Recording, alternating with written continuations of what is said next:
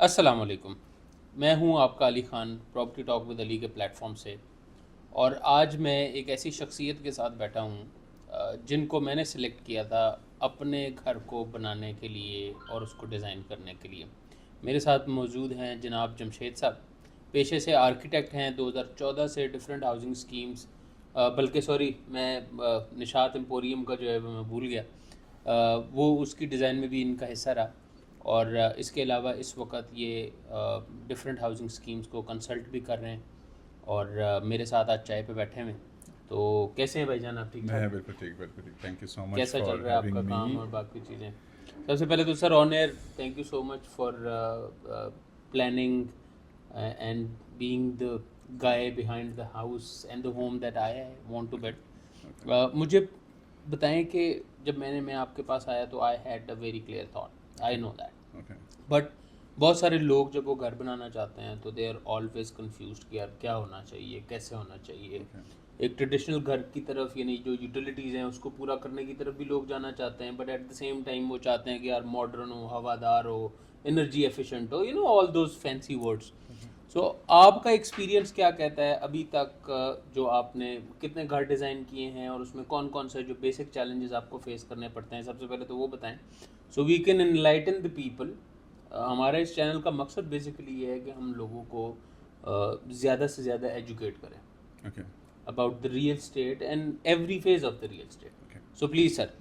अच्छा अली साहब, आज तक मतलब जब से मेरा करियर स्टार्ट हुआ है, आज तक जब भी मुझे क्लाइंट ने अप्रोच किया है ना रिगार्डिंग रेजिडेंशियल हाउस डिज़ाइन या कमर्शियल या कोई फॉर हाउसिंग स्कीम, वो हमेशा जब भी अपना विजन लेकर आ रहा होता है ना, that has always been opted from the market. Okay वो उसका पर्सनल बहुत रेयर होता है, ओके लेकिन उसके अंदर मैक्सिमम जितने भी एलिमेंट्स होते हैं ना, वो एग्जिस्टेड होते हैं ऑलरेडी। ओके। मुझे एग्जांपल दे कोई, ओके ताकि क्लैरिटी हो ना sir, this is very important for the clarity. Okay. तो उनके अंदर फॉर एग्जांपल एक फैमिली हमारे पास आती है या एक इंडिविजुअल क्लाइंट हमारे पास आता है, वो ये कहता है कि यार हमें 5 से 10 मरले या कनाल या कोई भी इस तरह की स्केल का घर डिज़ाइन करके दें। उसके अंदर हमेशा हिज यू नो उसका जो रेफरेंस होता है ना, दैट टूवर्ड्स नियर बाई, या उसने या जिस घर में वो रहा होता है, या उसे किसी रिलेटिव का घर होता है, या उसे किसी दोस्त का घर होता है, या any house that that is already existent on social media, उसने कोई एक रेफरेंस हमारे सामने रखी होती है, एंड ही रियली फोर्स अस कि उसी to have रेफरेंस the पे जाएं। same concept okay implemented okay in my house. Okay okay तो हम ये कहते हैं, हमारा एक्चुअली कॉन्सेंट ये होता है कि you should have your house design according to your lifestyle. Okay okay, okay. हमारा एक्चुअल ये होना वेरी चाहिए। Very fair point. या ठीक फिर है। ओके, तो हम फिर उसके बाद जाने का नाम है सिर्फ एक जो हमारी रिक्वायरमेंट होती है ना, वो ये होती है बिंग एन आर्किटेक्ट कि आप हमें अपने जो के मेजर एलिमेंट्स हैं घर के अंदर रिगार्डिंग आपके बेडरूम्स कितने होने चाहिए, आपके स्पेसेस क्या होने चाहिए, वो सिर्फ डिफाइन कर दें। Then we will let you know कि how should be a very happy house. Okay, a very happy and healthy house वो किस तरह होना चाहिए। Very nice. ओके अच्छा, sorry to cut you, but क्या आप मुझे पूरा का पूरा जो प्रोसेस है, जी एक बंदे ने प्लॉट ख़रीदा, जी प्लॉट ख़रीदने के बाद उसके घर के घुसने तक और वहाँ पे आराम से तसल्ली से एसी चला के सोने तक जी। अपने बेडरूम में, क्या मुझे एक शॉर्ट सा ब्रीफ सा आप मुझे स्टेप बाय स्टेप बता सकते हैं प्लीज़? देखें, बहुत चैलेंजेस होते हैं, वो बहुत step by step just challenges to understand. Challenges being an architect के पॉइंट ऑफ व्यू से भी होते हैं और क्लाइंट के पॉइंट ऑफ व्यू से भी होते हैं। ओके, हम क्या करते हैं कि हम एक स्कीमेटिक डिज़ाइन से शुरू कर लेते हैं, ठीक है। और उसके अंदर हम वो मल्टीपल आसान अल्फाज इस्तेमाल करने हैं, जार्गन्स यूज़ नहीं करने, ताकि लोगों को समझ आए। तो I know it will be very hard for you. वो स्पेस के फ्लोज को हम पहले डिफाइन करते हैं ओके, कि स्पेस दिस यूटिलाइजेशन कैसे एग्जैक्ट कैसे होगी, उसको ये डिवाइड कैसे ये करना है? ये 35-65 का प्लॉट है या 50-90 का प्लॉट है, ओके। उसके अंदर हम पहले मेजर जो हमारे एलिमेंट्स है, कंपोनेंट्स हैं, उसको पहले एक दफ़ा अच्छा, प्लेस हम इसको ना और आसान करते हैं। अभी इस वक्त आप एक निजी हाउसिंग स्कीम के अंदर तकरीबन 25-50 के काफ़ी सारे घर बना रहे हैं, ओके ठीक है? सो उसके अंदर आपके हाथ में काफ़ी सारा कंट्रोल है, और मेरे ख्याल में हमारे देखने वाले जो ऑडियंस है वो ज़्यादातर मिडिल क्लास के हैं, तो हम उसी के हिसाब से एक को एज एन एग्जांपल लेते हैं। सबसे पहले आपने उस 5.5 मरला का जो 25-50 का प्लॉट था, उसकी आपने स्पेस ली कि यार 25-50 की ये जो स्पेस है मेरे पास, उसको मैंने उसका आपने इनिशियल डिज़ाइन ये किया एग्जैक्टली कि आपने इसमें कितने प्लॉट, इस प्लॉट में आपने कमरे कितने बनाने हैं, लाउंज और वो सारी चीज़ें, इनिशियल स्पेस यूटिलाइजेशन होगी। उसके बाद क्या होता है? देखें, कंसिडरिंग द बाय लॉस पहले सबसे ओके हमारे पास एक इनिशियल स्टेज होता ओके ओके है। उस स्पेस को हम निकालने के बाद हमारे पास एक यूजेबल एरिया बचता है। ओके उस यूजेबल एरिया के अंदर हमने डिफाइन करना होता है कि जो क्लाइंट ने हमें बहुत ही अर्ली स्टेज के ऊपर रिक्वायरमेंट्स दी हैं, ओके, जो उसका कॉन्सेप्ट है, जो उसका माफी ज़मीर है। एग्जैक्टली ओके, कॉन्सेप्ट भी नहीं, उनकी जो रिक्वायरमेंट्स हैं, उनकी यार जो मेरी रिक्वायरमेंट ये है। एक्चुअल नीड्स हैं, ओके, ग्राउंड फ्लोर पे ये ओके, नीड्स हैं, फर्स्ट फ्लोर ये ओके, नीड है, बेसमेंट में ये है, XYZ, ओके, वो हमने इनकॉर्पोरेट करवाने होते हैं उस स्पेस के अंदर, ठीक है, कंसिडरिंग द बायलॉज। ओके, ठीक है, उस एक लिमिटेशन के अंदर रह के। Done done. बट प्रॉब्लम दरअसल ये है ना कि वो हमेशा जो है ना, क्या नाम है, एक 5 वाला 5.5 वाले का ना एक बहुत ही कन्वेंशनल वे चल रहा है प्लानिंग ओके। का, कि पीछे बेडरूम आ गया, उसके साथ फिर एक बाथरूम आ गया वजह के, फिर उसके बाद आगे एक छोटा सा किचन हो जाएगा, फिर एक लाउंज एंड डाइनिंग, ड्राइंग और लाउंज आ जाएगा। लेकिन हम हमेशा ये कहना चाह रहे होते हैं बीइंग एन आर्किटेक्ट कि जो घर का सबसे प्रीमियम एरिया है ना, वो उस जगह के ऊपर है जहाँ पे क्लाइंट हमें फोर्स कर रहा होता है कि यहाँ पे हमें ड्राइंग रूम डिज़ाइन करके दें। ठीक है, हम फिर उसको उसके एडवांटेजेस और डिसएडवांटेजेस बता रहे होते हैं ओके कि ओके। अगर घर फॉर एग्जांपल इस पूरा 5.5 वाले का प्लॉट या कोई भी प्लॉट XYZ वो अच्छा, किसी पर्सन सॉरी अगेन, हम ना उसके ऊपर डिस्कशन करेंगे ना। I want this video to be as long as possible so people can understand, Okay. Because this is a decision that everybody makes, like 99% of the people makes once in their lives. Okay ठीक है, अभी हम पहले रहते हैं step by step process क्या होता है। आपने स्पेस यूटिलाइजेशन हो गई, उसके बाद आप क्या करते हैं?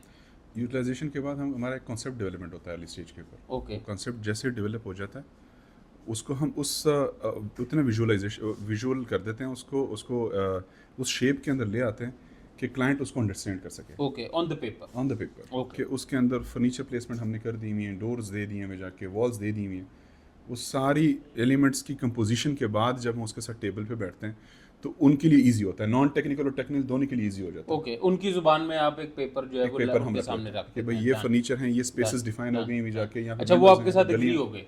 एग्जैक्टली। उसके बाद नेक्स्ट स्टेप क्या है? नेक्स्ट स्टेज के अंदर हमारा जब जो कंसेप्ट डिज़ाइन हमारा अप्रूव हो जाता है क्लाइंट के एंड के ऊपर, ओके, फिर हम जाते हैं उसकी एक्सटर्नल विजुअलाइजेशन के ऊपर। Okay. फसाड उसका रेडी उसका फसाड रेडी करते हैं। वो भी जब अप्रूव हो जाता है क्लाइंट के ऊपर, एंड अभी हम पेपर पे ही चल रहे हैं। पेपर भी चल ठीक है, हमने फसाड या front elevation, back elevation, side elevation अगर कहीं पे अलाउड है, उसमें भी अब बायलॉज का ख्याल रखते हुए आपने बना लिया। What is the next step now? अच्छा, उसके बाद हमारा अगला स्टेप होता है कंस्ट्रक्शन की तरफ जाने का, ओके कि हम एक उनको वर्किंग पैकेज डिज़ाइन करके देते हैं ओके जिसके अंदर सारे जो कंस्ट्रक्शन ड्राइंग्स होते हैं ना XYZ, उसमें आर्किटेक्चरल डिज़ाइन हो गया, उसमें स्ट्रक्चर डिज़ाइन हो गया, इसमें मैकेनिकल, इलेक्ट्रिकल, प्लम्बिंग सारे आप सर्विसेज, एक मैनुअल गाइड बना देते हैं Manual पूरा guide का बना के पूरा देते कि हैं, भाई छत कितने साइज का होगा, एवरीथिंग कहाँ पे 4 इंच की दीवार आएगी, कहाँ पे 10 की आएगी, और वो सारी की सारी चीज़ें आप घर की ड्यूरेबिलिटी को देखते हुए कि ये कितने साल ड्यूरेबल होगा। एग्जैक्ट।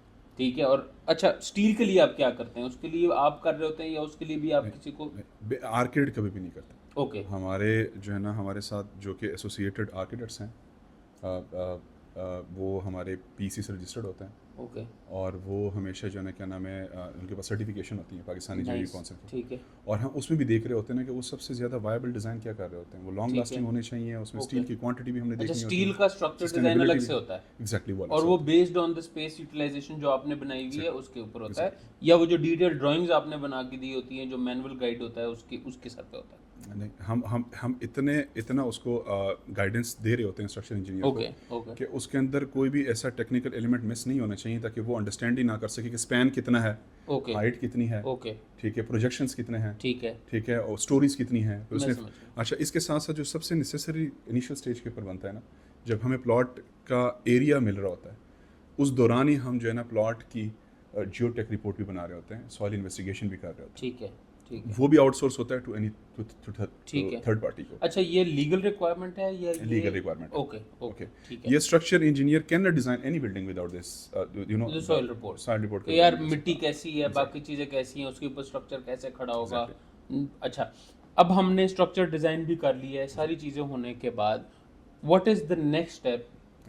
अगर मैं एक एंड यूज़र हूँ, मेरे पास पूरा का पूरा डिज़ाइन आ गया है, अब I need to hire a contractor, और इस जो कॉन्ट्रैक्टर है, is it better to hire a contractor for everything, और is it better to hire a contractor for different, for example मजदूरी के लिए, यानी जो मेसन वर्क है उसके लिए मैं अलग से कॉन्ट्रैक्टर लेके जाऊँ, मैं जो मटेरियल है उसके लिए अलग से कॉन्ट्रैक्टर हायर करूँ, मैं जो छत डाल रहा हूँ उसके लिए अलग से कॉन्ट्रैक्टर हायर करूँ? शुड आई डू दैट और should I go for one person? मुझे प्रो एंड कॉन्स बताएं ऑफ बोथ। कि मैं वन एंड ऑल पैकेज एक ठेकेदार के साथ कर लूँ बेहतर है, या फिर मुझे खुद सर पे बैठना चाहिए और साथ साथ जो है वो एक इंजीनियर की सपोर्ट लेनी चाहिए जो कि साइट मेरी विजिट करे टाइम बैठे?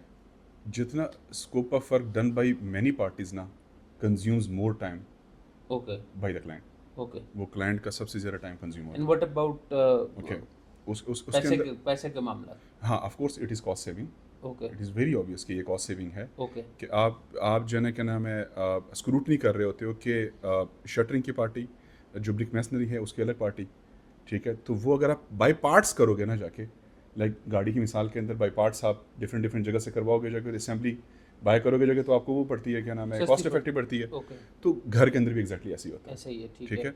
लेकिन वो ये हो रहा होता है जाके कि कॉन्ट्रैक्टर्स आजकल क्या कर रहे होते हैं, you have to be very specific by choosing the contractor, ठीक है। उसका पोर्टफोलियो आपके पास होना चाहिए, उसके केस स्टडीज आपके पास होने चाहिए, Okay. उसके प्रोजेक्ट आपको विजिट करने चाहिए, टू ठीक है। सी कि उसकी क्वालिटी कैसी है, वो काम कैसे कर रहा होता है। फिर there are two ways of building a house. Number one is कि आपने विद मटेरियल देना है, कि कॉन्ट्रैक्टर के स्कोप ऑफ वर्क में सारी चीज़ें फॉल करनी चाहिए, ठीक है। मटेरियल भी सारा उसका, उसकी लेबर भी उसके स्कोप में होनी चाहिए, you will be all responsible for the financial. दूसरा ये है कि नहीं, आप सब कुछ बियर करेंगे, आप मटेरियल प्रोक्योरमेंट सारे आप खुद करेंगे, the contractor will be responsible to engage his labour, ठीक है। सिर्फ सर्विसेज जो है वो दे रहा होगा, वो सर्विसेज बिल्डिंग की सर्विसेज वो दे रहा होगा, जो मटेरियल है वो आप खुद और provide उसके अंदर जो कंस्ट्रक्शन इक्विपमेंट्स हैं, हम्म, वो भी जो मशीनरी है वो भी कॉन्ट्रैक्टर की होती है, कॉन्ट्रैक्टर की ठीक होती है। है, ठीक है। लेकिन दोनों के अंदर फिर प्रॉफिट मार्जिन अगर देखा जाए ना, वो उसमें फिर डिफरेंट होता है। मतलब जो एक्सपेंस है वो कम हो जाता है अगर आप मटेरियल खुद लेते हैं, या बढ़ जाता है? कम हो जाता है, ओके, कम हो ठीक है। जाता है, ठीक वो है। ये हो जाता है क्योंकि आप लेकिन वैसे मैं एक बात कहूँ आपको कि अगर कोई कॉन्ट्रैक्टर फॉर एग्जांपल एक घर जो है वो मुझे एज अ कॉन्ट्रैक्टर मिलता है, तो अब मैं क्योंकि एक ही टाइम पे 10 घर बना रहा हूँ, तो मेरे पास कुशन ज़्यादा नहीं होगा, और जो प्राइस एक ऐसा आदमी जिसने पहले कभी घर नहीं बनाया वो अगर ईंट लेने जाएगा तो उसको ज़्यादा महंगी पड़ेगी, और एक ऐसा आदमी के जो रेगुलर ईंट ले रहा है उसको ज़्यादा सस्ती पड़ेगी। Is this not the case? वो बेनिफिशियल उसके लिए, ऑफ कोर्स वो बल्क में खरीदता है, ठीक है। लेकिन वो जो उसका मार्जिन होता है वो जो घर बनवाने वाला होता है, क्लाइंट जो होता है, उसके साथ शेयर नहीं करता वो? नो, वो Okay. वो कभी भी शेयर नहीं करता। लेकिन जो भी क्लाइंट है जिसने अपना घर बनवाना होता है, वो अपने एंड के ऊपर प्राइसेस को वेरीफाई करता है। ओके जब आप कॉन्ट्रैक्टर को अप्रोच करते हो और कॉन्ट्रैक्टर आपको विद मटेरियल आपको प्राइसेस देता है ना, तो क्लाइंट अपने एंड के ऊपर उसको वेरीफाई करता है। या दूसरा भी ये होता है ना कि आप डिमांड करते हो कॉन्ट्रैक्टर से कि आप जो भी हमें रेट एनालिसिस दे रहे हो वो डिटेल्ड होने चाहिए, जिसके अंदर स्पेसिफाई होने चाहिए प्राइसेस। उसके ऊपर फिर आप कॉन्ट्रैक्टर अपना प्रॉफिट डालता है 15% या 20%। Okay, nice. यानी बीओक्यूज जो आपको डिटेल्स बन के आते हैं, जी, उसके ऊपर आप जो है वो काउंटर एनालिसिस करते Exactly. हैं, मार्केट की जाके सर्वे करते हैं, और उसके बाद फिर आप उसको कन्फ्रंट करते हैं कि भाईजान। exactly. So if I am not wrong, जहाँ तक मुझे जमशेद साहब की बात समझ आई है वो ये है कि अगर आप विद मटेरियल एंड एवरीथिंग आप सिंगल कॉन्ट्रैक्टर के ऊपर छोड़ना चाह रहे हैं, तो सबसे इंपॉर्टेंट चीज़ तो ये है कि आपने उसको ये देखना है कि उसका एक्सपीरियंस और एक्सपोजर क्या है, उसकी डिलीवरीज ऑलरेडी कितनी है। नंबर 2, आपने जब वो आपको कोई भी मार्केट का रेट किसी भी चीज़ का आपको देता है, तो आपने उससे डिटेल्ड रेट लेना है। ईंट का अलग से, आपकी जो सीमेंट है उसका अलग से, सरिये का अलग से, मजदूरी की अगर वो आपको एक सर्टन पर स्क्वायर फीट चार्ज कर रहा है तो उसको भी आपने काउंटर एनालिसिस करना है, और मार्केट से जाके 10 लोगों से पूछना है, मटेरियल वाले से भी पूछना है, ताकि आपको वो कॉस्ट इफेक्टिव पड़े, और तभी आपको कॉस्ट इफेक्टिव पड़ सकता है। वरना बेहतर ये है कि आप कॉन्ट्रैक्ट जो है वो दे दें सर्विसेज का, और जो मटेरियल है उसको आप खुद कर लें। अच्छा सर, एक पॉइंट हम हमेशा सर, नेगलेक्ट कर रहे होते हैं, सर। वो बहुत इंपॉर्टेंट है। आप जब भी आपका डिज़ाइन कंप्लीट होता है, ओके, वो सबसे कॉन्ट्रैक्टर को देने के लिए वो एक वो डॉक्यूमेंट होता है जिसने वो उसके प्राइसेस, उसकी टाइम ड्यूरेशन को एनालिसिस करना होता है। ओके, वहाँ से आपकी कॉस्ट जनरेट होती ठीक है है। ड्राइंग से। ठीक है। लेकिन आपके पास ये नॉलेज होना चाहिए कि आप जब भी आप कॉन्ट्रैक्टर को चूज़ कर रहे होते हैं ना, उसको ड्राइंग समझने की स्किल होनी चाहिए, उसके और उसके लेबर को ड्राइंग समझने की स्किल होनी चाहिए। ओके, मतलब आप ये वही वाली बात है कि वो एड में कुछ और, रियलिटी में कुछ और। ओके, तो उनकी लेबर का कुछ हद तक एजुकेट होना बहुत ज़रूरी है ताकि वो ड्राइंग समझ सके। कॉन्ट्रैक्टर लेबर में जो मेसन या मिस्त्री है उसका, या मजदूर का भी? मजदूर का तो कभी भी नहीं होता। ओके, लेकिन मेसन जो है ना क्या नाम है, वो ड्राइंग समझता ओके, है, उसके ओके, डायमेंशंस, उनके उसने एक मटेरियल स्पेसिफिकेशन। क्योंकि पाकिस्तान के अंदर आपको पता है वो तो कहते हैं 2 कमरे पालो, बरांडा पालो, तो चलो जी गेम ऑन होगी। ओके, सो अगर फॉर एग्जांपल एक 5 मरला से लेकर बड़े स्केल के घर तक कोई ऐसा घर डिज़ाइन कर लेता है ना जिसके अंदर थोड़ी सी टेक्नोलॉजी भी है, जिसमें डिफरेंट मीडियम्स मटेरियल यूज़ हो रहे हैं, ठीक है, और आप एग्जैक्टली उसी तरह कन्वेंशनल कॉन्ट्रैक्टर पकड़ के लाते हो, तो वहाँ पे आपके घर का पेस भी जो है ना, क्या नाम है, जो कंस्ट्रक्शन पेस है वो भी इफेक्ट होता है और क्वालिटी भी ख़राब होती है। Okay okay. उसकी मेजर रीज़न ये है ना कि वो जो आर्किटेक्ट ने स्पेसिफिकेशंस मेंशन की हुई हैं डिज़ाइन के अंदर, वो उसके नॉलेज से बाहर होती हैं। ओके। अच्छा, मुझे एक बात बताएं sir, what do you think is the best space? 5 मरला के अंदर कितना कवर्ड एरिया आइडियली होना चाहिए, कितने बेडरूम्स होने चाहिए? मैं जस्ट क्विक क्वेश्चंस और क्विक आंसर्स चाहिए, मैं लंबा नहीं चाहिए। मेरे ख्याल में इफ़ अगर शॉर्ट फैमिली है तो मेरा ये मानना है कि ग्राउंड फ्लोर के ऊपर तो बेडरूम होना भी नहीं चाहिए। Okay. It should be all a place where people should do gatherings, को वो इंटरेक्टिव होना चाहिए, वहाँ पे जो है मल्टीपर्पज भी होना आपको पता है चाहिए। लेकिन अगर पाकिस्तान नीडी फैमिली है, ठीक है, थोड़ा सा जो है ना, एक वो जो ideal- फैमिली मेंबर्स ideal। ज़्यादा हैं, 3 bedrooms, not more than 3 bedrooms, में one on the ground and 2 two. On the. अच्छा, ये 10 मरले में 10 मरला के अंदर it should be 1 or 2 bedroom at the ground floor and 3 bedrooms at the upper floor. Ideal क्या है? Ideal 4 4 1 on the ground and 3 on the first, 3 या on the first. 2 and 2? 2 and 2 का फिर ये हो जाएगा ना कि वो उसे हम ये नहीं कह सकते कि it is a very unique house. Creative kind of house. Okay. वो मटेरियल वाइज क्रिएटिव हो सकता है, जो उसके अंदर Okay. मटेरियल लग चुका हुआ है, ओके लेकिन प्लानिंग वाइज वो एक बड़ी जो कन्वेंशनल स्पेसेस हैं 12 फुट 14 फुट का, 12 फुट 13 का, वो इस तरह के स्पेसेस होंगे। ओके। जो ये कि तो 5 बड़ा मरला के। स्टैंडर्ड है ना सर, कि आपने दे दिया जी लिविंग दे दिया, आपने लाउंज या लिविंग दे दिया, आपने जो है वो ड्राइंग रूम दे दिया, और आपने डाइनिंग दे दी है। ये तो एक बड़ी मतलब एक्सेप्ट बेडरूम जो कि एक नेसेसिटी है उससे हट के, what is other options? Okay. अगर हम कनाल के हाउस में जाते हैं, फर्स्ट आई आस्क यू, उसके अंदर अकोमोडेशन प्लान क्या होना चाहिए, स्कीम क्या होनी चाहिए अकोमोडेशन? ओके, कनाल के अंदर मैं भी यूटिलिटी की बात नहीं कर रहा, मैं एक आइडियल एक्स्ट्रा मतलब एक्टिविटीज़ के लिए आपकी आपकी यूज़ के लिए आपको ऐसे एलिमेंट्स पुट करना चाह रहे हो जो आपको एंटरटेन भी कर सके एज वेल एज, और आपको हेल्दी भी एग्जैक्टली। रखे। मैं ये चाह रहा हूँ कि एक आइडियल हाउस फॉर समबडी, जो एक एवरेज बंदा है, वो अगर कनाल का घर बनाना चाहता है, जी। आपके ख्याल में what should be the accommodation? Because I see a lot of houses, I have a friend, उनके 3 बच्चे हैं और वो मियाँ बीवी हैं, Okay. कनाल के घर में रहते हैं वो, और हार्डली उनका ऊपर वाला पोर्शन यूज़ होता है। Okay. ठीक है। अच्छा, वो घर डिज़ाइन इस तरह से हुआ हुआ है कि ऊपर वाला रेंट पे भी नहीं दे सकते हैं, लेकिन मतलब उनको उस घर में शिफ्ट हुए 5 से 6 साल हो गए हैं, लेकिन वो जो ऊपर वाले कमरे हैं उसके, मतलब आप इमेजिन करें ना कि वो 2 में तो बेड भी नहीं रखे गए। Okay. सो हम जब डिज़ाइन करवाते हैं तो हम पूरा का पूरा महल करवा लेते हैं। I am talking about the utility of the house, कि what should be a standard house, utility house की हम बात कर रहे हैं जो रिहाइश के लिए। आपके ख्याल में अगर हम ये कहें कि जनाब 5 बेडरूम नहीं देने, 3 देने कनाल के अंदर, what is that we can add?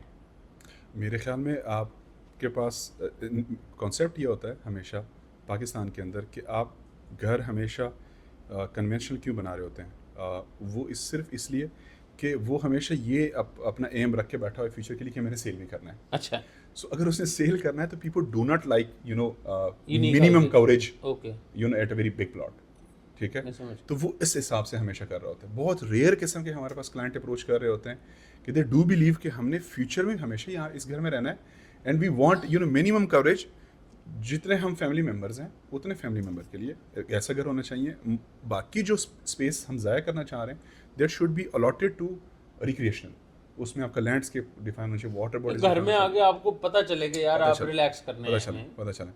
तो मेरे ख्याल है ऐसा घर बनना ही नहीं चाहिए। वो 3 मरला का है या 30 कनाल का है, ऐसा घर कभी भी नहीं होना चाहिए जिसमें प्लांट्स ना हो, जिसमें आपके रिक्रिएशनल स्पेसेस ना हो, जिसके अंदर लैंडस्केप ना हो। वो घर कभी भी नहीं होता। अच्छा, फाइनल क्वेश्चन सर, घर को खूबसूरत कौन बनाता है, इंटीरियर डिज़ाइनर और द आर्किटेक्ट? एवरीवन जितने स्टेक होल्डर्स हैं फ्रॉम क्लाइंट बखुद, क्लाइंट को भी शामिल करके सब कुछ। क्लाइंट का विजन होता है, आर्किटेक्ट का विजन होता है, जो आपके सर्विसेज कंसल्टेंट्स हैं उसकी स्ट्रेंथ होती है, उसकी ड्यूरेबिलिटी होती है, इंटीरियर डिज़ाइन का जो है ना वो है जो एक्सटीरियर फिनिश है वो है। बट मुझे मेरा आपसे क्वेश्चन है कि अगर आपके सर्विसेज ठीक नहीं है जाके, so one day the wall will get damage ना। ओके, तो वो दीवारें ख़राब होना शुरू होंगी, वॉशरूम्स ख़राब होना शुरू होंगी, विंडोज़ ख़राब होना शुरू होंगी। So all the stakeholders meet up और वो एक अच्छा प्रोडक्ट डेवलप करते हैं। ठीक है, तो सबका होना बहुत ज़रूरी है, सबके लिए। ये बड़ी डिप्लोमेटिक किस्म यस, की, yes, but yet true, I yes. Agree with you. And मेरे ख़्याल में जितनी मेरी समझ थी उसके मुताबिक हमने जमशेद भाई से सवालात लिए हैं, और मैं चाहूँगा कि आप लोग भी सवाल करें कि आपका क्या प्रॉब्लम है। And as an expert architect I am sure कि हम जमशेद साहब को दोबारा खींच के लाएंगे इस प्लेटफॉर्म के ऊपर और उनसे बहुत सारे सवाल करेंगे। मैं अल्लाह हाफ़िज़ कहूँगा आपको इस प्लेटफॉर्म से, और thank you so much again. Thank you, बहुत शुक्रिया, बहुत शुक्रिया। सब्सक्राइब करें, लाइक करें और दोस्तों के साथ शेयर करें। Thank you so much. अल्लाह हाफ़िज़। अल्लाह हाफ़िज़।